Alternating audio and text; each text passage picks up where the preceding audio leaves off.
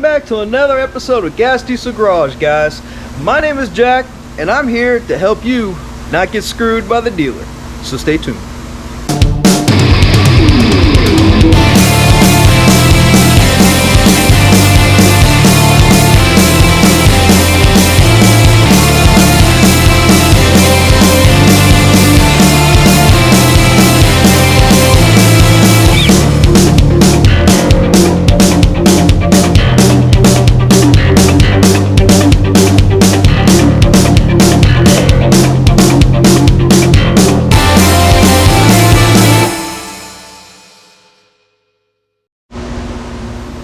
Now, if you're new to the channel, I urge you to hit that subscribe button and that like button and put a comment down there. Whether you like it or not, just say something.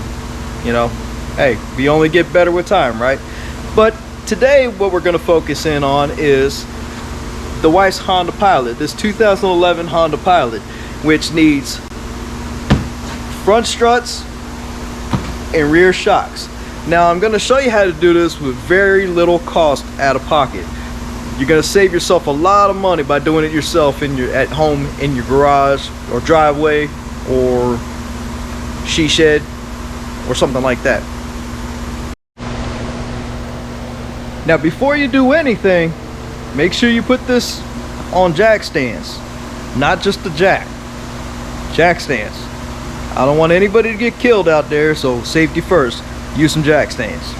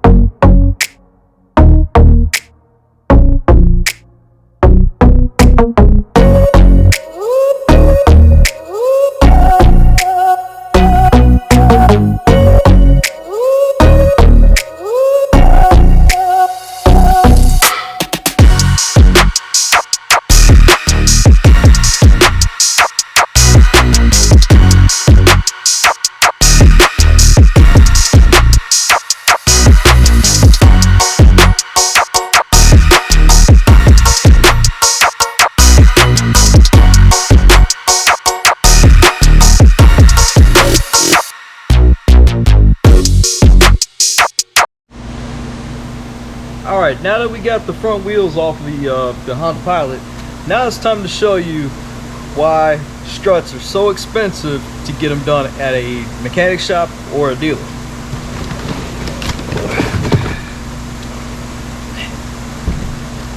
This is your complete strut.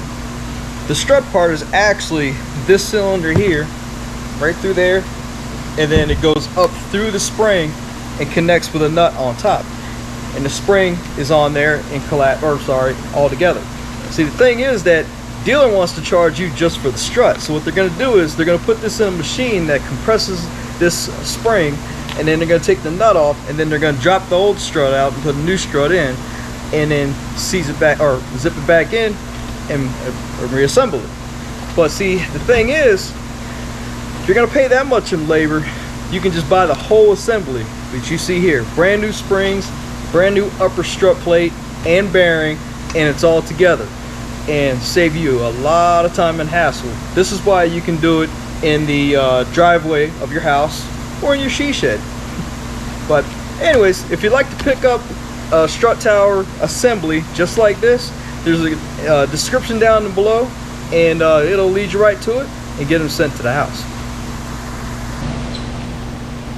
Now, when you buy this strut assembly, make sure you get one for each side, because they are particular on which side they are. You can look down here, I don't know if you can see that, but right there it says front right. Make sure you don't have two front rights and two right fronts.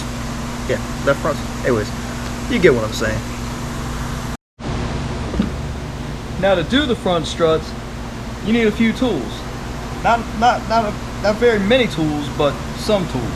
Actually, your basic mechanics set would probably suffice fine. But first you need a 17mm and a pair of vice grips. this is going to take the upper part of the sway bar links off. Okay. Then you're going to need a 14 millimeter to get the upper strut bolts off. I'm sorry, screws off, or nuts off.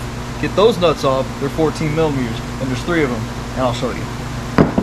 Then you need the 10 millimeter to take the ABS sensor bracket off, and then you need a 12 millimeter to take the brake caliper hose off. And make sure you get a either 24 millimeter wrench, 24 millimeter socket, or you can go to Americanized and the standard, which would be a 15/16 and a 15/16. So that's all the tools you need. And of course your jack, because you don't want the thing to fall on. What you're gonna do with your jack is you're gonna slide it up under the lower control arm, because once you start disconnecting all that stuff, it's gonna fall down on you.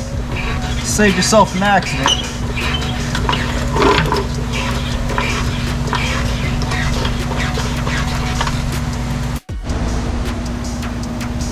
First thing we're going to do is we're going to access the upper strut bolts. I'm sorry, nuts. Pop that cover off, and you can see down inside there's 3 bolts that you got to take out, which are 14 millimeters.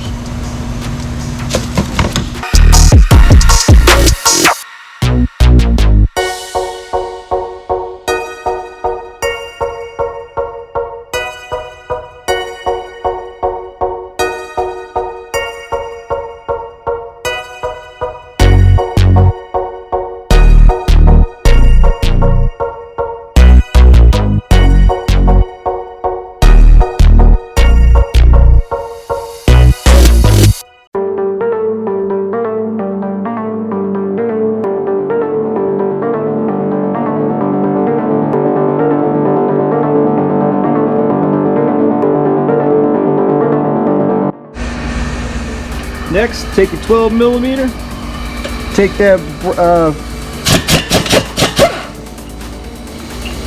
brake hose bracket off, and your 10 millimeter for the ABS sensor bracket.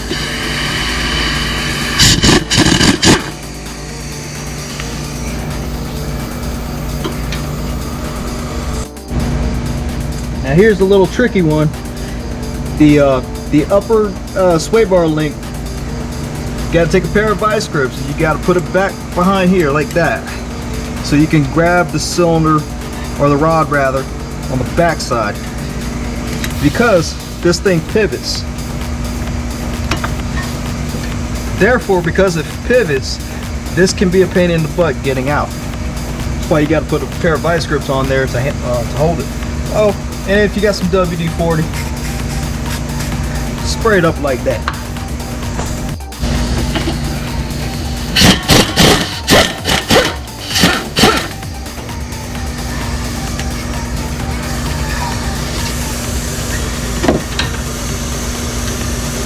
You can also leave it connected because we're going to put it right back on. So see what I mean? How you had to grab the other side? Because this pivots on a ball.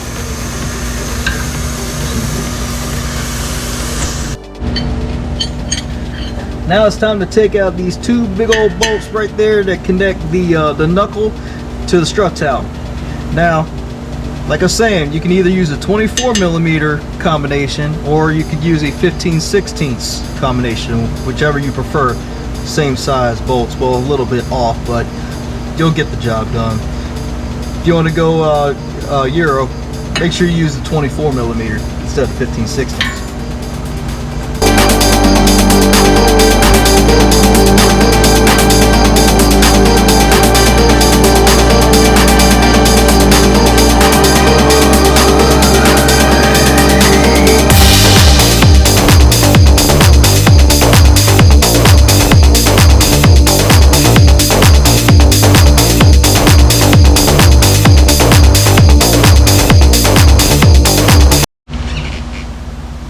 Here's a prime example on why you want to do all of your own work at home. I found something that was pretty disturbing to me. Now, this shock came off of the left front off this truck. Funny thing is, I looked over here on the top of the strut bearing, and I don't know if you can see that, but it says front right. So this upper strut bearing is supposed to be on the right side. They just, for some reason, installed it on the left front strut. So that's a little problem, because if you look at this thing has a slight angle towards it, so it can absorb all of the rough terrain and stuff like that. So this is supposed to be on the other side. So make sure when you get the whole strut tower, make sure it's marked on the top of the strut bearing plate, and it's marked on the strut itself, and you'll be okay.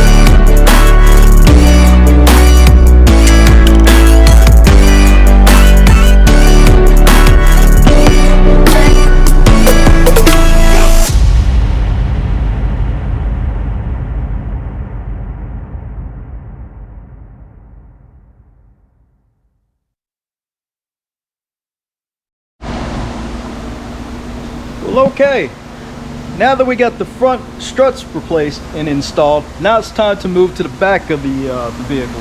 And good thing is, those are just shocks. There's two 14mm bolts on the side, and there's one 17mm bolt on the bottom that you got to take off. And the great thing is, you don't even have to take the rear tires off to replace them. And of course, like I said, get yourself some shocks sent right to the house. Link in the description below, so you don't have any problems.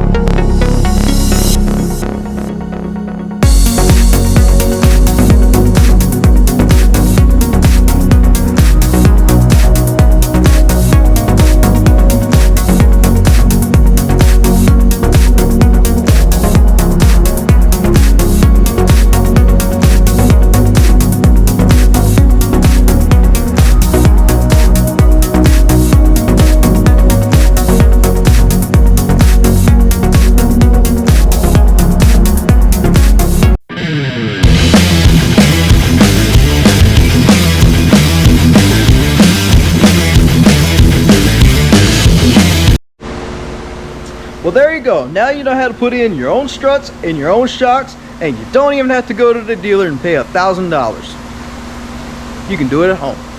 But if you enjoyed this episode, please make sure you like and subscribe and hit that bell for the post notifications so you don't miss a thing, because the next part to this Honda Pilot, I'm putting all 4 rotors and pads all the way around, and we're gonna do it properly for next to nothing. Until next time, peace.